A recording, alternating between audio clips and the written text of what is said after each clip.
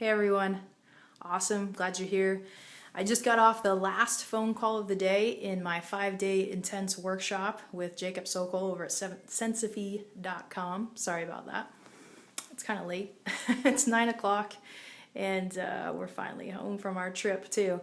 Anyways, the way the workshop works, this 5-day intense workshop that I'm a part of is, well, first off, the title, Enough BS, Let's Make This Shit Happen. The idea behind the class is that, all right, we've talked about theory, talked about big ideas, we've talked about going out and rocking your purpose. We've decided, yes, indeed, we want lives that are fulfilling and satisfying, that contribute to the world in a great big way. We want to live within our strengths and our passions and our interests and things like that. So how do we take that and go out and rock it? And that's what this 5-day intense workshop is all about. The way it's set up and the way it's designed is there's 2 calls that I go on each and every day for the next 5 days. Well, the next 4 now that we've tackled one already. The first call is all about the theory. It's the content. So today's class was how to find and rock your purpose. Okay, so day 1, how to find and rock your purpose. So again, the name of the whole 5-day workshop is Enough BS, Let's Make This Happen. Day 1 is how to find and rock your purpose. So that's first hour and a half that we spent today, had about 125 people on the call. So there's lots of content, lots of theory, lots of big ideas. There was some discussion, but not a whole lot.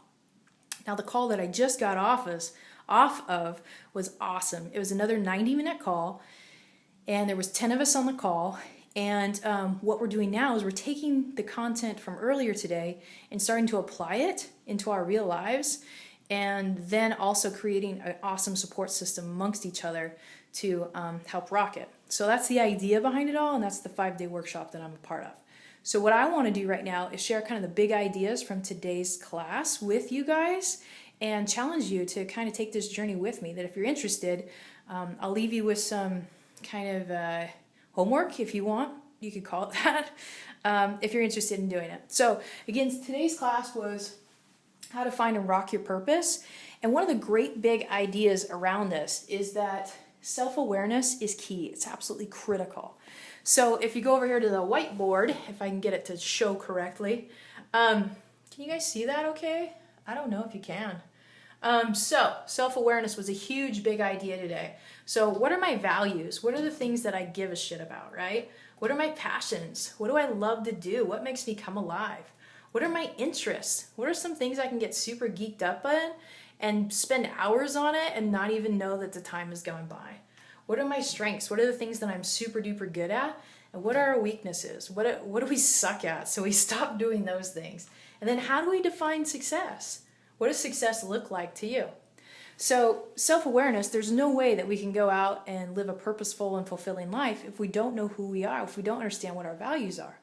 For instance, you can have meaningful work and it can be impactful to the world and still be totally gut-wrenching and a killer for you. For example, I worked at Spokane County Juvenile Courts as a guardian ad litem. Now, the work, 1, it's meaningful. It's important to have court advocates for kids who are abused and neglected in the community.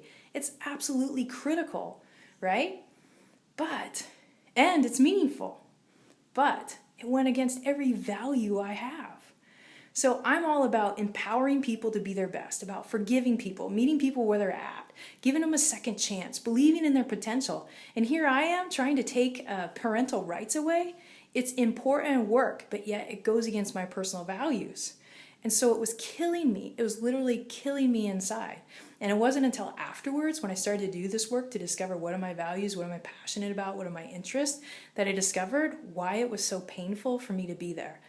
So that's the idea behind it. So even though you have meaningful work that provides a decent income, provides security, health benefits, all those great things, if it doesn't line up with your values, you're going to live a life that is pretty drab and boring and awful.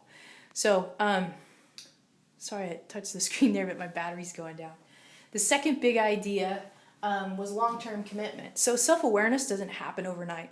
This is something I've been working on my whole entire life in trying to increase my clarity around who I am. So it's a long-term commitment. We're talking like 10 years down the road, 20 years down the road, 30 years down the road. You're still going to be discovering who you are, what makes you tick, what do you give a shit about. What do you value? Things like that. So it's a long-term commitment. It doesn't just happen overnight. And third, another big idea from today's call, it requires courage. It requires compassion, diligence, persistence, patience, and playfulness. Now, the idea behind this is that courage, there's a lot of people out there that are going to tell you, you got to be realistic, quit chasing your dreams, it's ridiculous, it's not possible, just go get a job, cut your hair and go get a job, whatever it may be. So it's going to take courage, okay? It's also going to take compassion, meaning be patient with yourself. Again, this doesn't happen overnight. It's a long-term commitment, and so be patient and compassionate with yourself. You're going to take wrong turns, and that's okay. Pick yourself up, dust yourself off, and go after it again. Diligence, persistence, patience, and playfulness, man. It takes it on a daily basis. You got to be committed to this journey. So if you really want to truly live a life that you love, that you don't just love, but it's purposeful, it's meaningful, and it contributes to the world in a bigger, better way, then you got to be willing to work at it. You got to know who you are, what you stand for, what do you value, what are you interested in. Then you got to take a long-term commitment with that so you continue to do that. And it requires courage, compassion, because what you're going to discover then is that there's new beliefs that you're going to have to develop. There's new actions, habits that you're going to have to develop in order to actually go out and rock your purpose. So the first part, how to find, is where we're at. And I'm going to give you a couple journal questions to help you discover where, sorry about that. I'm going to give you a couple journal questions. They're going to help you clarify who you are, what you stand for, what are your values, and stuff like that. So I'd encourage you guys to just take one question at a time. Don't try and do them all at once because that can be overwhelming. And maybe just pick one for the day. And don't be afraid to go back and do this. These questions I've been doing, there's one new one here, but these questions I've been doing for the last several years, and they continue to evolve and change over time.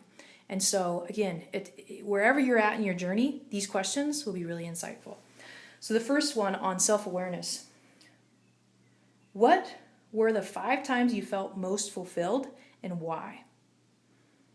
Okay, so what I would suggest you do is you get a journal, get a blank piece of paper, write that question at the top of your page, and just start brainstorming what it was. So what were the 5 times you felt most alive and why? So what were you doing? Who were you with? So that's question number 1. The next one, so think back over the last couple of years, the last lifetime that you've had. What were the 5 times you felt most alive and why? What were you doing? Who were you with? Those types of things.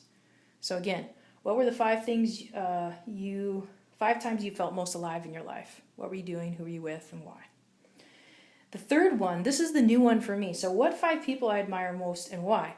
Now, that question isn't new, but the cool idea behind it is. So the idea is that when I can identify the 5 people I admire most and why, then there's something in them, there's something, a quality, a characteristic that I really admire.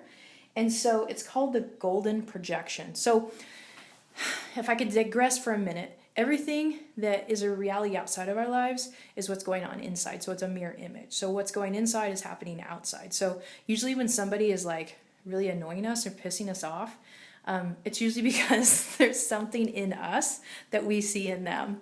So it's a really fun game to play with yourself. And if somebody's annoying you, you can simply ask yourself, how am I that? So that's one question. So this is the shadow side. So shadow projections is what it's called. And I'm really familiar with that. But this one here, it's called the golden projection. It's a really cool idea. So it's the good qualities that are in me that are fully capable to be actualized that I see in others that I totally admire. So for instance, one of the 5 people that I totally admire is Brian Johnson at Entheos.com. He did all the Philosopher's Notes. And what's great about him is he's living in line with his interests, his passions, his loves, his strengths, all those things. And he's helping people improve the quality of their lives. And he's making a living doing it. And that's absolutely what I believe is possible for each and every single one of us. That we can actually live our strengths, our interests, our purpose, share it with the world, make a living, and also help the world out. So you may not be helping people individually improve the quality of their lives. You may be helping the environment, or you may be helping something else. But the point is that you're able to contribute, leave the world a better place when you go, and live a life that's totally fulfilling. So it's just awesome. And then the last question you might want to play with is, what are 5 things in your life What are 5 things in life? I'm sorry, let me say that again. What 5 things in your life are super important? So what are the 5 things in life that are super important to me? So again, those questions just help you gain some self-awareness. So if you truly want to live a purposeful life that's rewarding, that's massively fun, and it contributes to the world in a better way, you got to know who you are. You got to know your strengths, your values, what you give a shit about, what you suck at, what you're really good at, what makes you tick, what makes you come alive. So start asking yourself those questions. Now we're past the 10-minute mark. I wonder if this will even upload to Facebook. We'll see. Hey, any questions, comments, ideas on how I might do this for the rest of the week would be awesome. So leave those below if you're interested. And I hope you enjoyed it. You got something out of it. Again, this is just me trying to be authentic to my commitment, be true to myself that I was going to share this stuff with you. And I hope you enjoyed it. So have an awesome night. Happy Monday to you. And I'll see you tomorrow.